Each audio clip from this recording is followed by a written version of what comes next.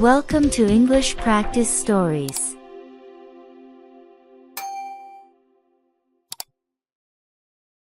Hello, my dear friends. How are you?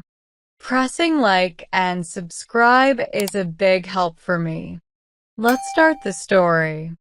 April 19th, 1974 was the day when our family's world shattered into pieces, forever changing our lives. Prior to this day, we were merely an ordinary, happy family. We've never been rich, but we loved each other very much. My parents, my younger sister Valerie, and I had an inseparable bond. Siblings often don't get along too well, but that wasn't the case with us. I was 4 years older than Valerie, but I loved spending time with her and taking care of her. She was such a happy, bubbly girl. She was very smart, too. She learned how to read when she was just 4 years old, and she loved nature. Quite often, we used to visit our Uncle Rainer on his huge, beautiful farm. While we were there, playing and exploring, Valerie used to search for various plants and bugs and then look them up in the thick botany and entomology books that our uncle kept in his impressive home library. We all held the conviction that she would become a biologist once she grew up. In the countryside, both us kids and our parents found joy, not just for its charm, but also as a refuge from our less safe neighborhood. Rumors circulated among other kids about shady characters and ex-cons, but our parents' strictness kept Valerie and me out of trouble. Until that fateful day came and changed everything.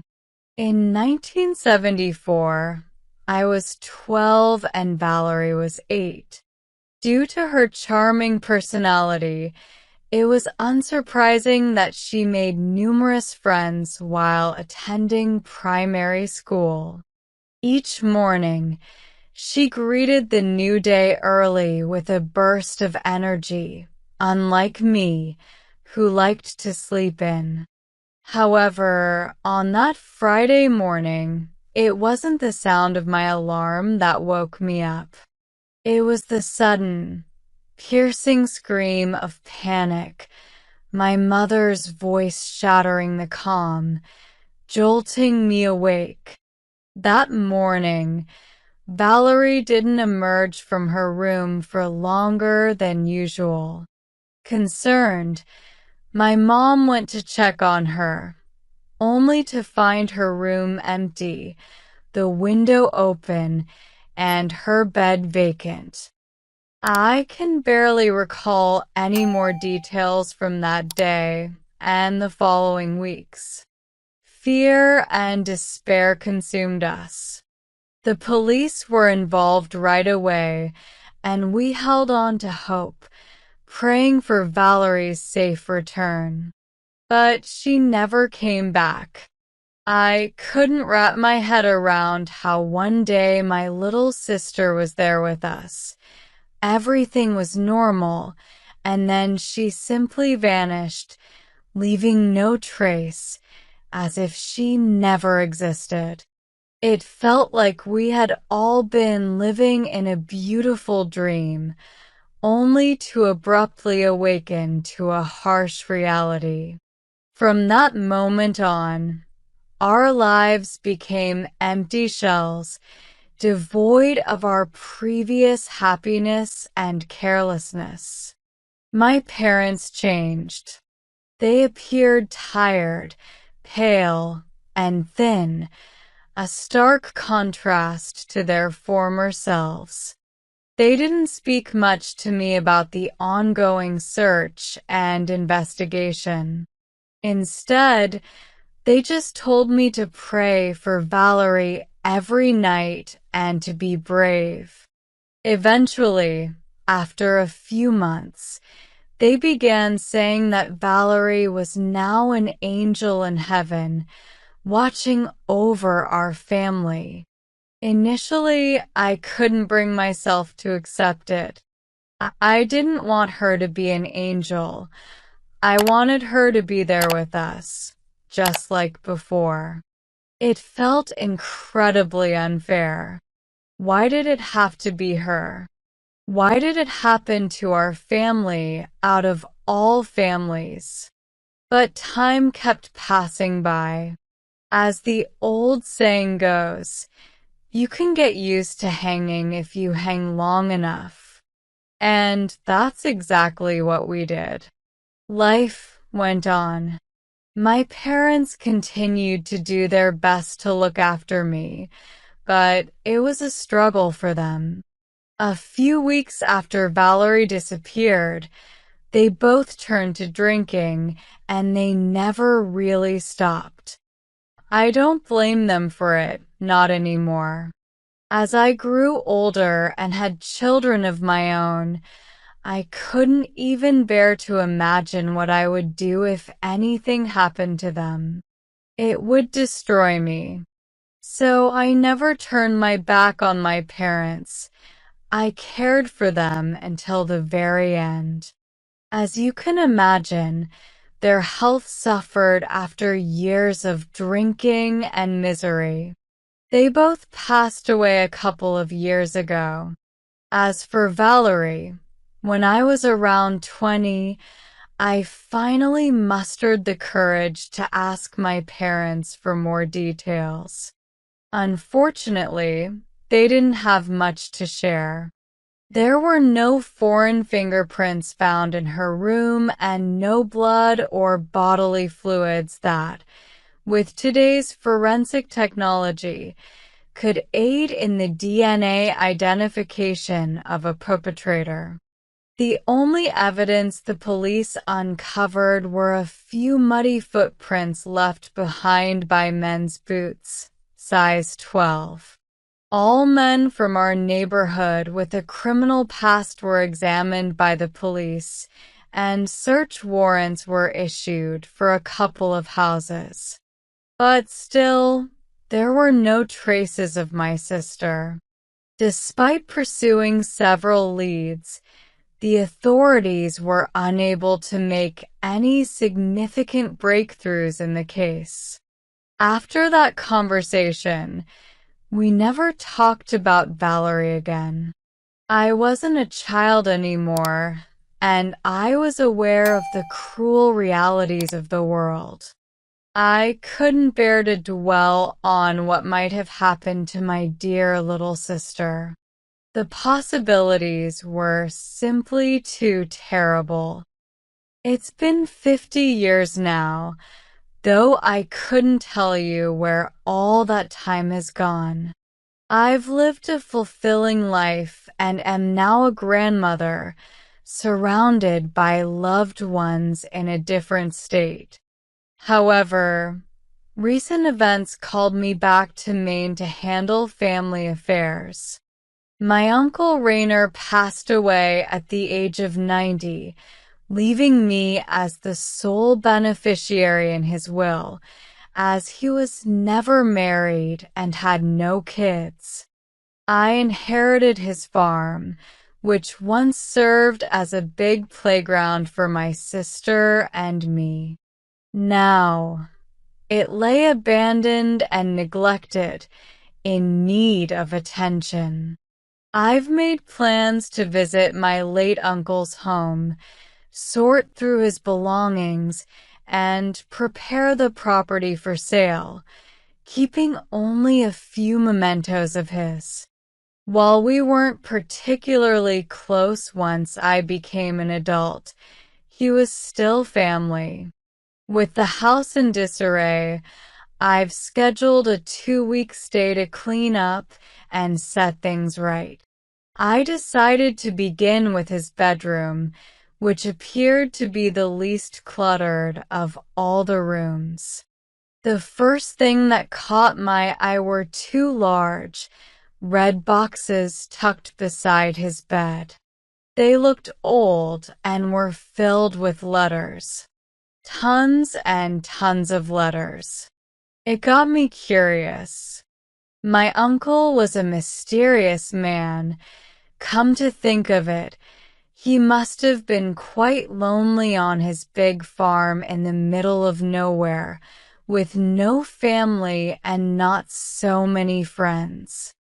Yet, perhaps he had shared a deep connection with someone who deserved to know of his passing. So I picked up a couple of the letters from the nearest box and was surprised to conclude that all of them were written by him and appeared to never have been sent. They weren't dated, and they all started with, "My dearest wife." As I said, my uncle was never married, so I was rather puzzled. I had heard whispers of his extensive travels before settling on the farm, leading me to speculate that he may have married abroad and kept it a secret. With him no longer among us, I reasoned that delving into his private correspondences wouldn't be overly intrusive. What can I say? I'm an older lady, and I love me a good, old romantic tale. So I started to read.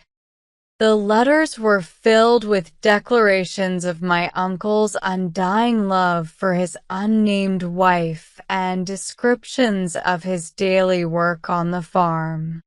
They were all similar.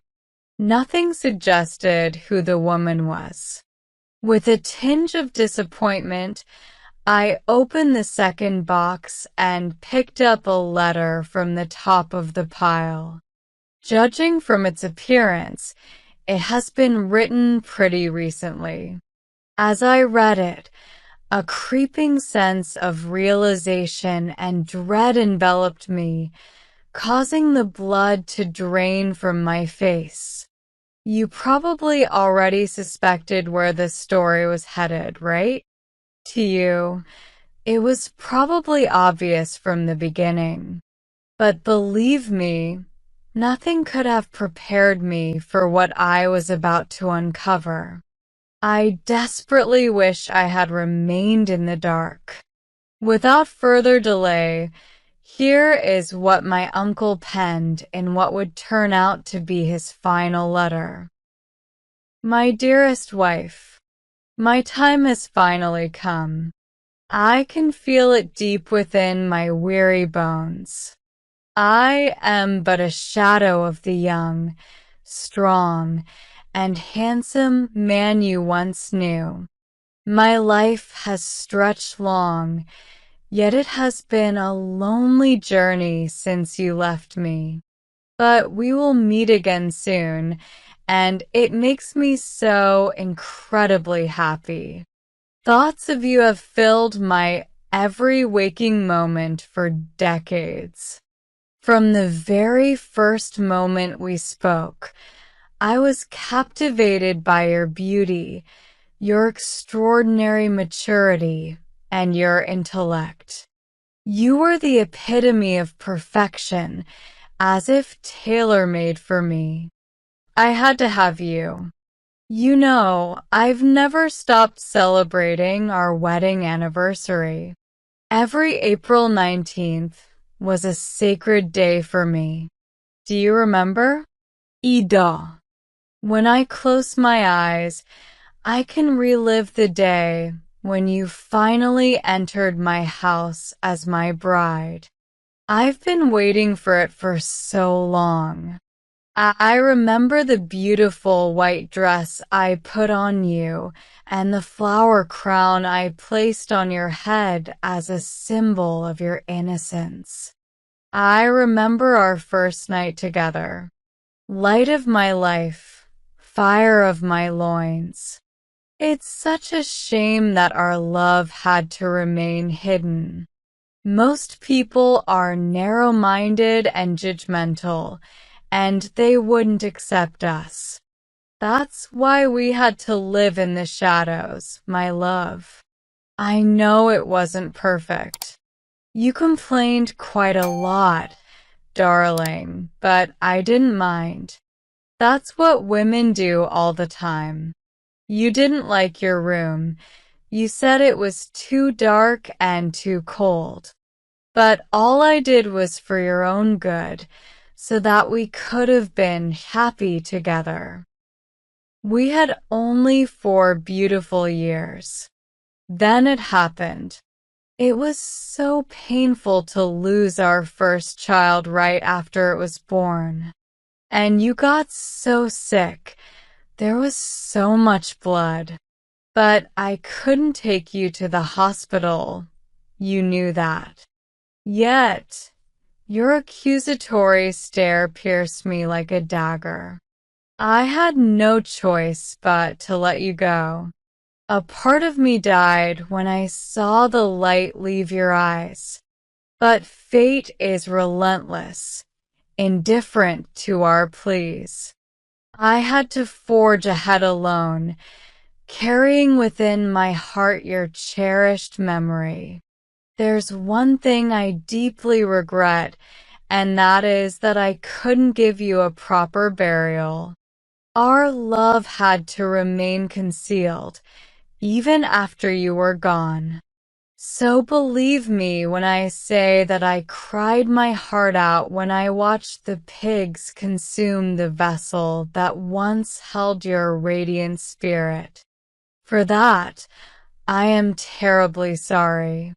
I hope that when we finally meet in heaven, you'll be able to forgive me, and we'll spend the rest of eternity together. I am eager to hear your perspective and learn from your input. So please do write your thoughts in the comment section. Thank you all for listening to my story. I wish for happiness in your family. Bye for now. If you like our story, subscribe English Practice Stories channel and click the bell icon.